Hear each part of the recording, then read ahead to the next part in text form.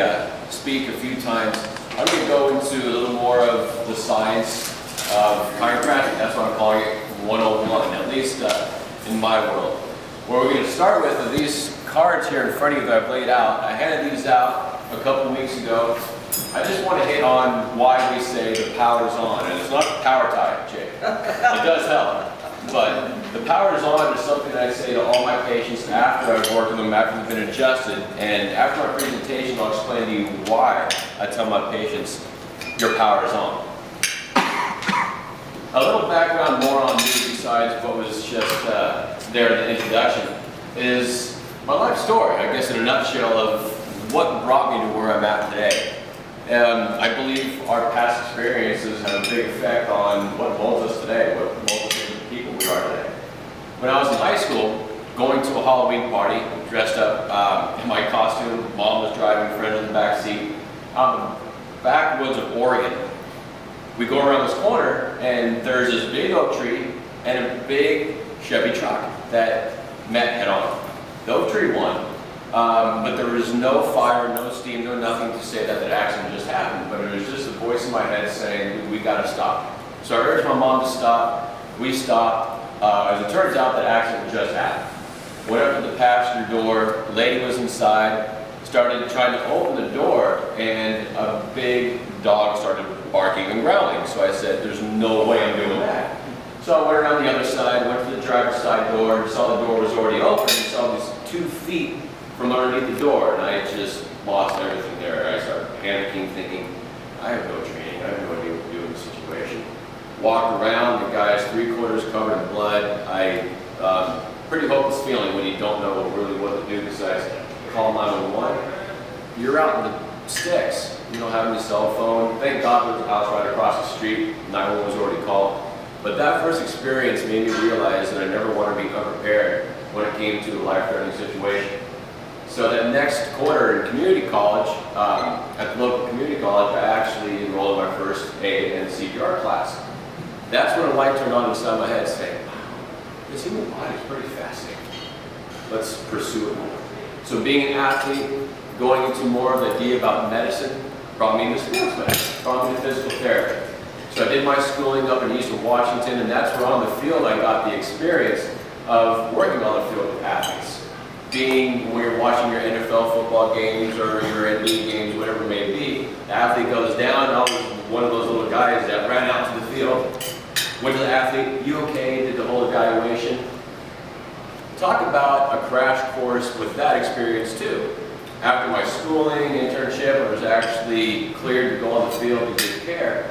My first experience wasn't a finger sprain, wasn't an ankle sprain. It was at a track and field event of an impaled javelin in a guy's thigh. It was the person supposed to be marking, watching, and obviously I guess he was watching a little bit too closely. And you can imagine what happened from there. So my experiences into the healthcare field have been nothing less than exciting.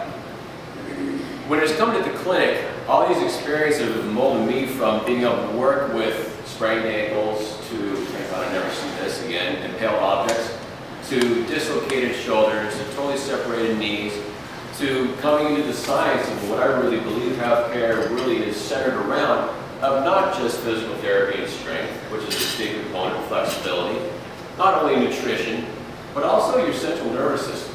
Your central nervous system is really your master blaster inside your body. It runs every cell, organ, tissue inside your body. It tells everything what to do. When you're looking at your central nervous system through this MRI image, you can see your brain up in here, and this blue streak coming down here is your spinal cord. This is your transmission line. This is how your brain actually communicates to the rest of your body, telling it what to do. What we call your innate intelligence in healthcare is your body's natural wisdom or intelligence to heal itself, to run itself. How do we know how to run at 98.6? How do we know how many beats per minute we need? How do we know how many respirations we need? It's your brain, it's your central computer that regulates all this. How do we know how much hormone, how much cortisol, how much testosterone needs to be released? There's all these different centers inside your central nervous system that stimulates your endocrine system, that stimulates your immunity, stress responses, pain.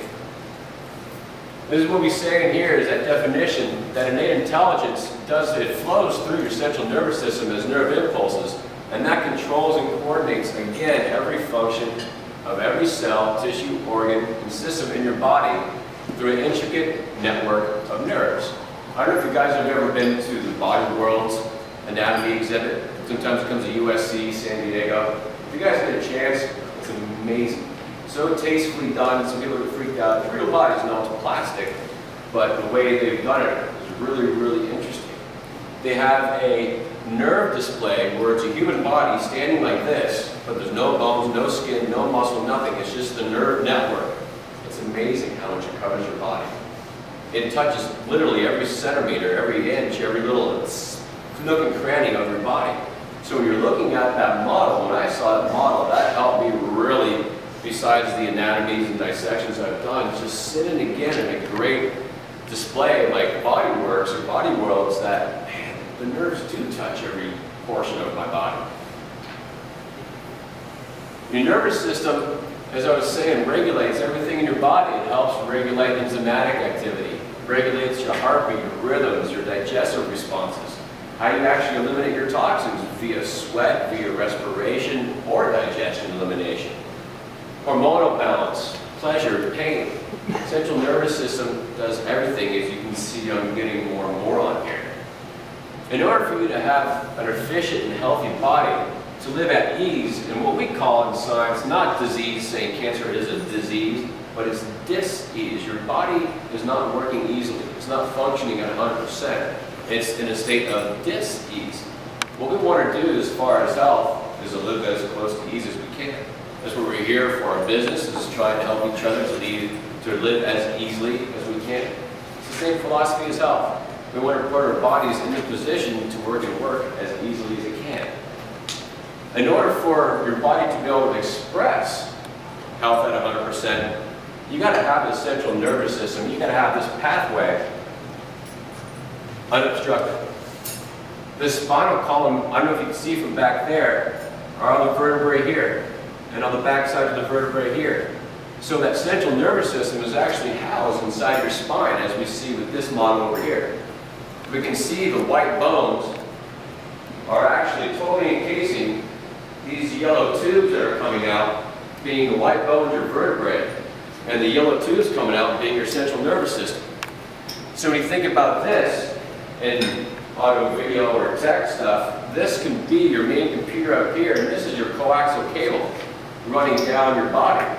These are the different wires that go out that tell it to breathe, live, eat, digest, etc., etc. If you've got a kink in that cable, that electric activity is not going to be able to flow at 100%. What I do as a chiropractor is help remove that electrical impedance. I help remove that interference from the nerve to be able to let that body function, to be able to remove pain, or to actually help the body get as close to ease as we possibly can.